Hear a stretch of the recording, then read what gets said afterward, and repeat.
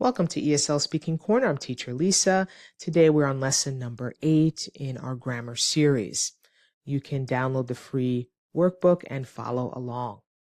Let's look at the introduction. So today we're going to talk about the past simple tense and the past continuous tense. Both are used to describe actions in the past. The difference is timing. So what are the key rules? First, the past simple. We use it with a subject, of course, and then we need a verb that ends in ed. And they are for finished actions in the past at a specific time. Let's look at the first example, and then we'll talk about the past continuous. So it's a finished action, but at a specific time in the past. So if you look at your workbook, you can see the example there, but let's look at the whiteboard. I watched a movie last night. So we have the subject I, we have the verb, it ends in ed. So this tells us it's completed already in the past, but at a specific time. How do we know it's at a specific time? Because we see last night. Last night. Now, let's look at the next one. If you look at the next key rule, past continuous. Was and were are needed as part of the structure. We have the subject, was or were, that's a helping verb. Then we have our main verb that will end in ing. These are used for actions in progress at a past time. In progress. So let's look at our second example, and you can follow along in the workbook. Also look at that tip in the workbook. It says that the past continuous is often interrupted by a shorter past simple action. So what does that mean? We're normally talking about two actions when we use the past continuous tense. So one action is in progress, continuously happening, and it's interrupted by another action. Let's look at the example. I was watching a movie when you called. So here's the past continuous. Something was continuously happening. How do I know? Because I have this helping verb was. It's not the main verb. Then I have the main verb watch, and it ends in ing. That lets me know it's in continuous.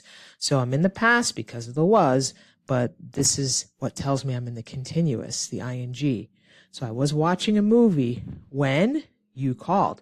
So here's the other action. Remember I said there's two actions. This is just simple. It's over, simple past, you called. So one action was happening that interrupted the other action. What was interrupted? Me watching the movie. I was interrupted by your call. So that's how you use the past continuous tense. Let's look at some examples. Let's jump onto the virtual whiteboard. Okay, so here are our practice exercises. We have to fill in the blank with the correct form, past simple or past continuous. So the first one, we have the verb cook, dinner when the phone rang. So we have one action in progress, then when something else happened. So what was in progress?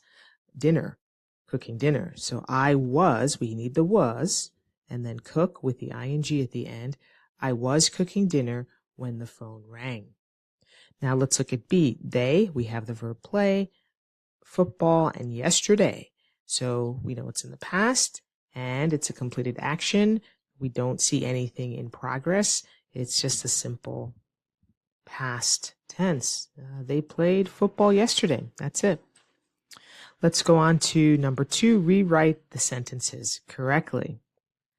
So he watched TV last night. So that is a problem. That is a problem. So we're told already that it's not correct. So how can we correct that?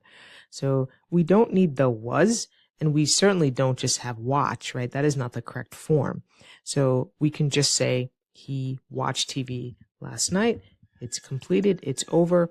So in this case, we don't need the was, and that's not the correct form anyway if it was going to be continuous tense, but it's simply completed action, and it happened at a specific time in the past, and it's not one thing happening and then another thing happening.